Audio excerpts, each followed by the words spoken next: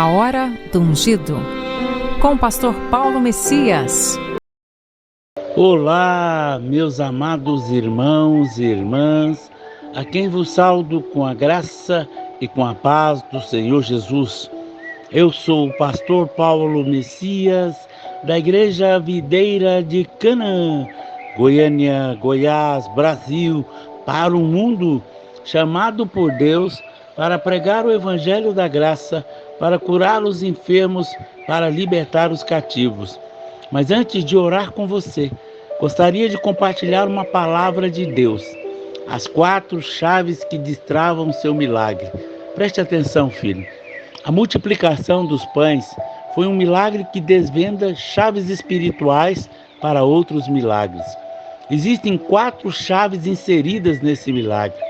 A falta de compreensão deles cegou o coração dos discípulos e eles não reconheceram o Senhor Jesus. Em Marcos capítulo 6, do verso 47 ao 52 diz: Ao cair da tarde, estava o barco no meio do mar, e ele sozinho em terra, e vendo-os em dificuldades a remar, porque o vento lhe era o contrário, por volta da 4ª vigília da noite, veio ter com eles andando sobre o mar, e queria lhes tomar a dianteira. Eles, porém, vendo-o andar sobre o mar, pensaram se tratar de um fantasma e gritaram, pois todos ficaram aterrados à vista deles. Mas logo lhes falou: Tende bom ânimo, sou eu, não temais. E subiu para o barco para estar com eles. O vento cessou, ficaram entre si atônitos, porque não haviam compreendido o milagre dos pães. Antes, o seu coração estava endurecido. Eles não reconheceram Jesus, porque não haviam compreendido o milagre dos pães. O mesmo acontece na 2ª multiplicação dos pães. Jesus e os discípulos entraram no barco. Após a multiplicação dos pães, os discípulos esqueceram de levar pães, tendo apenas um com eles. Jesus disse: Vede, guardai-vos do fermento dos fariseus e do fermento de Herodes. Os discípulos discorriam entre si: É que não temos pão. Incrível que eles não compreenderam os milagres dos pães. Eles estavam preocupados por ter apenas um pão. Eles se esqueceram da multiplicação que havia ocorrido. Se fosse necessário, Jesus multiplicaria de novo. O fermento, mesmo em pouca quantidade, tem o poder de se expandir. Jesus os advertia sobre o ensino dos fariseus, baseado na lei, o ensino de Herodes, que se refere ao sistema sociocultural e político desse mundo. Por isso Jesus disse: Por que discorreis sobre vós o que não tem de pão? Ainda não consideraste, não compreendeste? Tende o coração endurecido? Tende olhos e não vedes? E tendo ouvido, não ouvis? Marcos capítulo 8, versos 17 e 18. Eles não puderam compreender, porque o coração estava endurecido. A razão desse endurecimento é a falta de compreensão das 4 chaves ocultas nesse milagre. Vamos a elas. As 4 chaves. Em Marcos 6,41 está escrito: Tomando ele 5 pães e os 2 peixes, erguendo aos olhos ao céu, o abençoou, e partindo os pão, deu aos discípulos para que distribuíssem, e por todos repartiu também 2 peixes. Jesus tomou os pães, abençoou, partiu e deu aos discípulos. No momento da ceia, descrito em Marcos 26, 26, Jesus faz a mesma coisa. Enquanto comiam, Jesus tomou o pão, abençoando, partiu e deu aos discípulos, dizendo: Tomai e comei, isto é o meu corpo. As atitudes de Jesus nos devendam as 4 chaves, ou seja, o ato de tomar, abençoar, partir e distribuir. Você precisa compreender a operação dessas 4 chaves. Cada momento revela um princípio para nós. A primeira chave é a consagração, o fato de estar nas mãos de Jesus. O sentido de Jesus tomar o pão e tê-lo para si. Em outras palavras, Jesus se torna o dono dos pães, pertence a Jesus e é a consagração. Você pertence ao Senhor. Sem consagração, não poderemos experimentar uma vida abundante. Se você deseja alimentar multidões, terá que compreender a consagração. Deus nunca impõe a sua vontade soberana sobre você. Ele lhe deu o livre-arbítrio. A consagração tem duas bases. A primeira é: você pertence a Deus. Quando você foi salvo, você confessou a Jesus como Senhor e seu Salvador, Senhor e dono. Deus te comprou pelo sangue de Jesus. A consagração está relacionada ao servir a Deus, ser usado por Ele para destravar os milagres na vida do próximo e na sua vida. Aquilo que você faz para alguém será feito para você. Você foi comprado. 1 Coríntios capítulo 6, versos 19 e 20 diz: ou não sabeis que o nosso corpo é o templo do Espírito Santo, que habita em vós, proveniente de Deus, que não sois de vós mesmos, porque fostes comprado por bom preço.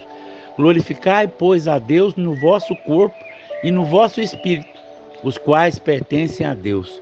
O seu espírito e o seu corpo pertencem a Deus. Você tem um dono. Se você compreender isso, nunca mais tomará decisões sem falar com Ele. Afinal, você não é de você mesmo. Claro que você poderá viver uma vida independente da vontade de Deus.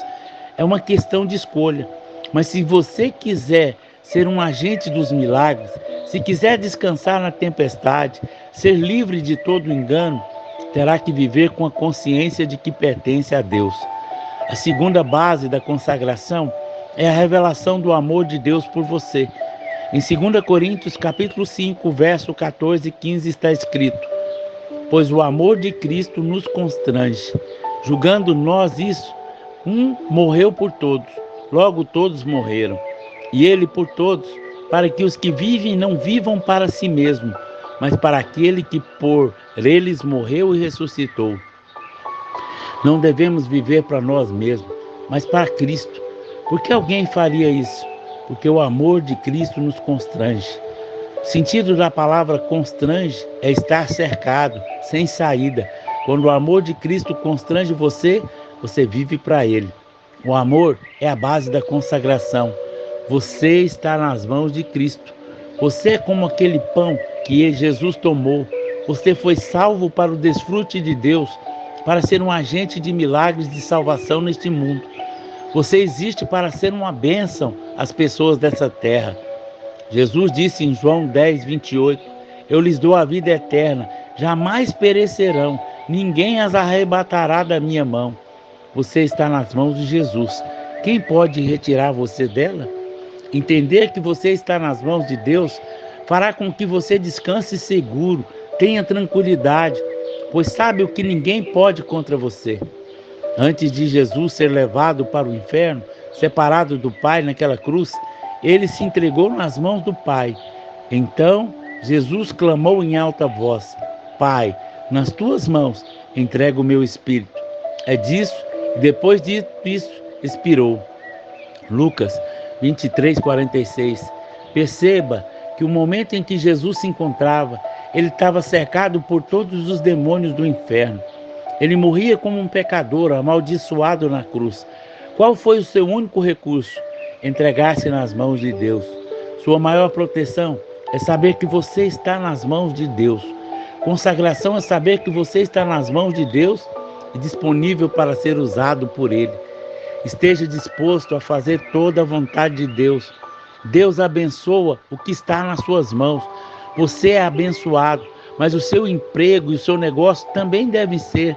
Você deve colocar tudo nas suas mãos de graça e poder.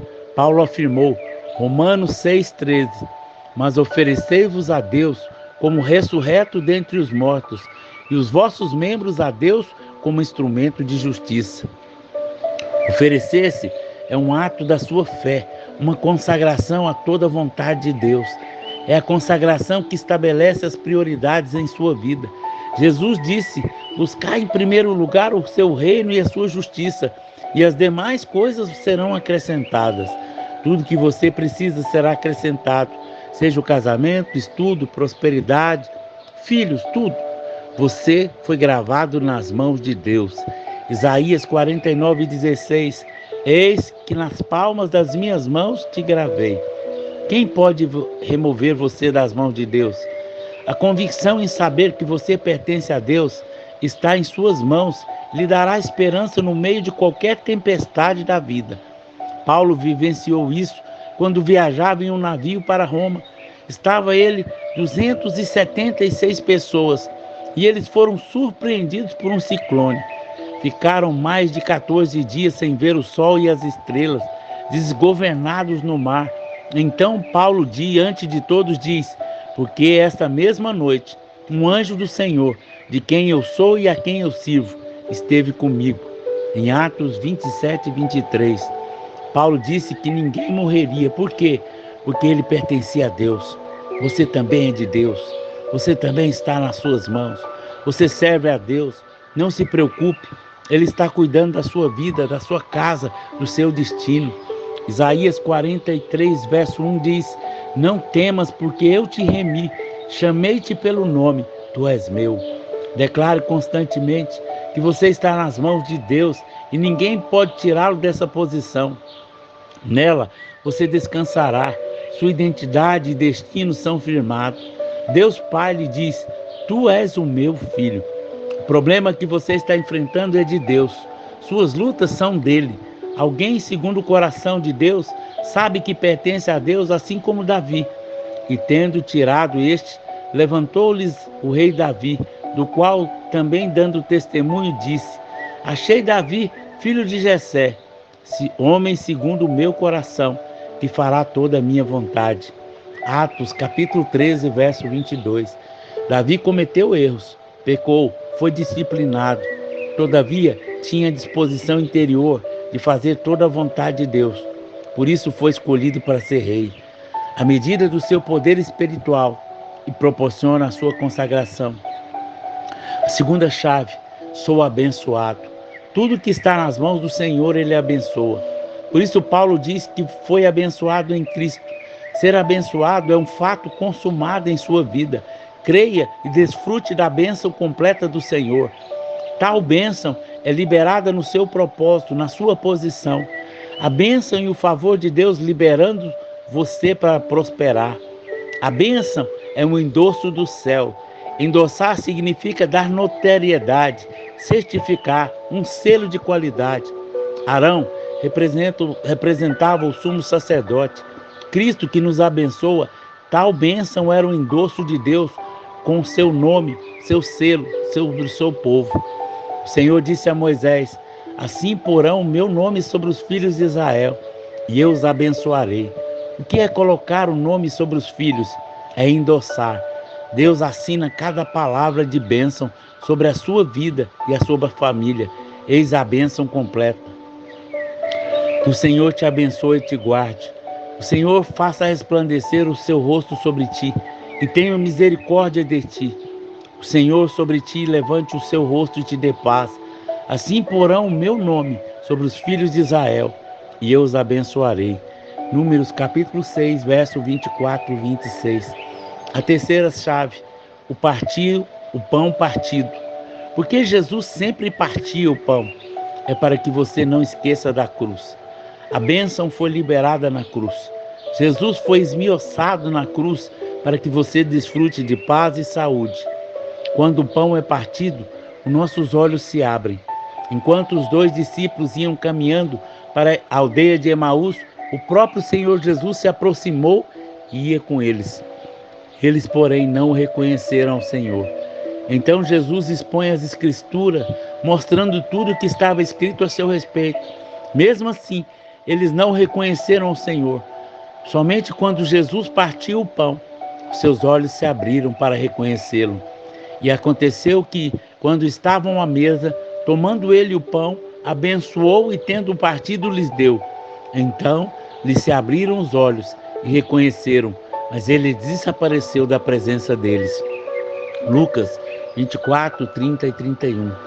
O pão partido também anuncia o princípio da cruz, a renúncia do governo da carne. A vida da alma precisa ser renunciada, a vida do espírito precisa ser liberada. A riqueza do espírito é liberada quando nós aceitamos a mensagem da cruz, quando renunciamos a nós mesmos para fazer a vontade de Deus, quando cremos em meio à dor, liberamos a vida do Espírito, quando ofertamos em meio de crise, liberamos a vida do Espírito, o quebrantamento e a renúncia da nossa própria alma, do nosso ego. Há um propósito em tudo que enfrentamos, há uma recompensa por detrás. Sua dor será curar a outros. Jesus foi o grão de trigo esmiuçado e o pão partido. Em João capítulo 12, verso 24 e 25. Em verdade vos digo, se o grão de trigo caindo na terra não morrer, fica ele só, mas se morrer, produz muito fruto. Quem ama a sua vida, perde-a, mas quem odeia a sua vida nesse mundo, preservará para a vida eterna. A alma de Jesus estava angustiada quando ele disse isso. Ele afirmou: e eu, quando for levantado da terra, atrairei todos a mim mesmo. A cruz é uma espécie de imã espiritual. Pessoas quebrantadas têm um espírito meigo diante de Deus e dos homens. Eles são favorecidos pela graça. É fácil tratar com eles. É preciso sentir a fragrância da vida do Espírito fluindo deles. O pão partido fala-nos da eliminação do governo da carne. Paulo afirmou: estou crucificado com Cristo. A cruz trata com o nosso esforço próprio. Paulo disse que passou por uma tribulação que foi acima das suas forças, ao ponto de desesperar da própria vida. Mas a razão de tal tribulação ficou clara, para que ele não confiasse mais em si mesmo, mas no Deus que ressuscita os mortos. 2 Coríntios capítulo 1, verso 9. A confiança na carne precisa ser eliminada de nós. Esse é o sentido secundário do pão partido na nossa vida. A quarta chave: o milagre acontecerá. Creia no milagre, espere o milagre. O milagre é a sobrenatural intervenção de Deus nos seus problemas. Acredite no poder sobrenatural de Deus. Você não tem nada a perder, tudo a ganhar. Em determinado momento da sua vida, você terá que escolher viver pelo potencial da sua fé ou pelas consequências das suas dúvidas. Não servimos um Deus escasso, servimos o Deus de abundância. Não servimos a um Deus mesquinho, servimos um Deus generoso. Não servimos a um Deus de ideias, servimos a um Deus de poder. Crie um ambiente de milagres. O ambiente afeta o seu coração. Aprenda a louvar o Senhor na sua vida em particular. Quando Davi louvava, os demônios fugiam. Crie um ambiente de louvor a Deus. O louvor atrai o poder de Deus. Amém? Pai, em nome de Jesus, quero abençoar cada irmão que me ouve através do canal do YouTube, que eles recebam essa palavra no seu coração, que eles tenham vitória, que essas chaves venham destravar um milagre na sua vida, em todas as áreas. Eu oro, Pai, abençoando cada um deles, em nome de Jesus. Amém, amém e amém. Se você foi abençoado com essa mensagem, comente aí no nosso canal, nos ajude a divulgar, para que as pessoas recebam o seu milagre. Se você foi abençoado, deseja ser um semeador do nosso ministério, aí tem um número do Pix pelo qual você pode fazer uma oferta generosa, sempre crendo que Deus vai multiplicar cada semente ofertada. Faça prova de Deus. Ele mandou eu pedir e mandou você semear. Ele vai multiplicar na sua vida. Deus abençoe ricamente, em nome de Jesus.